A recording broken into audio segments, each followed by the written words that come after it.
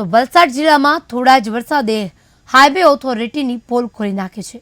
ત્યારે Pardi highway Bagwada toll નાકા પાસે વરસાદી પાણી ફરી વળતા વાહન ચાલકો પરેશાન થયા છે। વાપી બલેઠા બાદ હવે હાઈવે તંત્રની બેદરકારીના બગવાડા ટોલ નાકા પર સામે આવી છે।